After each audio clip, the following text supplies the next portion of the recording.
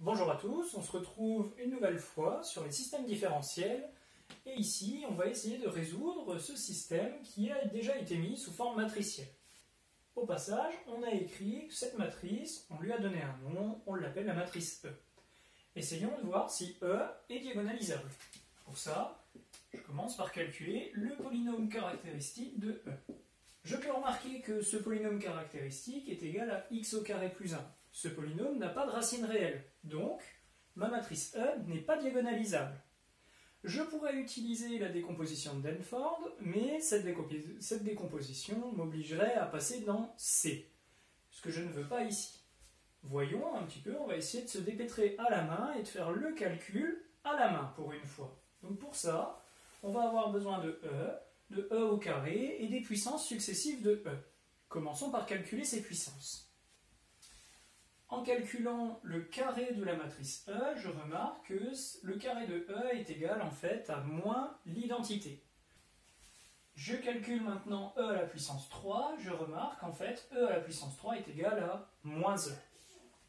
E à la puissance 4, sans surprise, comme E au carré était égal à moins l'identité, E à la puissance 4 est égal bien évidemment à l'identité.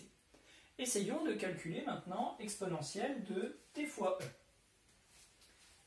Pour calculer exponentielle de TE est égale à cette série, je vais avoir besoin des puissances successives de E.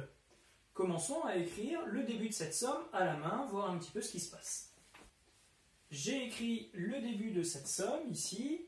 Ce que je peux remarquer, c'est que le coefficient en haut à gauche de ma matrice, lui, n'est perturbé que lorsque les puissances de t sont paires.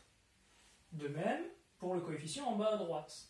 Les deux autres coefficients, eux, sont perturbés uniquement lorsque les puissances sont impaires. Je vais réécrire tout ça dans une seule matrice, maintenant de taille bien évidemment de 2. Voilà ce qu'on obtient. On remarque que le coefficient en haut à gauche et le coefficient en bas à droite sont en fait les mêmes. Et en y regardant un petit peu plus près, on reconnaît la série qui donne cosinus t. Donc ces deux coefficients sont en fait égaux à cosinus t.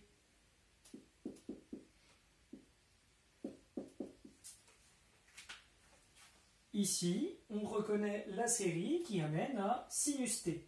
Remarquons que ici, on a la même chose au signe près. Donc là, on a sinus t, et ici, moins sinus t. J'ai déterminé exponentielle de t fois E. Maintenant, je vais déterminer qui sont les fonctions x et y, solution de mon problème. Les fonctions x et y que nous cherchons sont en fait données par exponentielle de te multipliée par un vecteur dont les composantes sont deux nombres réels, petit a et petit b. On obtient ainsi que x est égal à cosinus t plus b sinus t et y moins a sinus t plus b cosinus t. Je vous rappelle, ici, a et b sont toujours des nombres et des constantes réelles.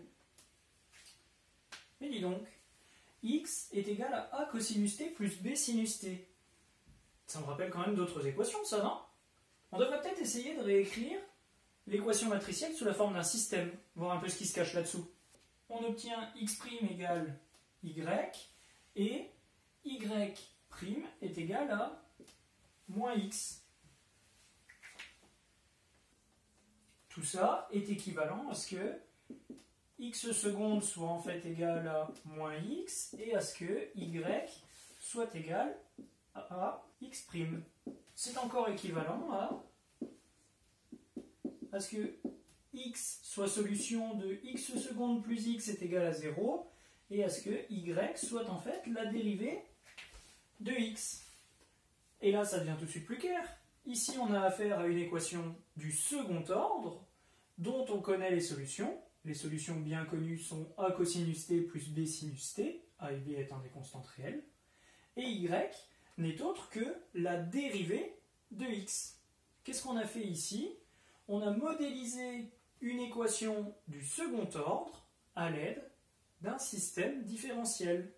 Donc, pour traiter des équations d'ordre supérieur, on est également capable de ramener ces problèmes à des systèmes.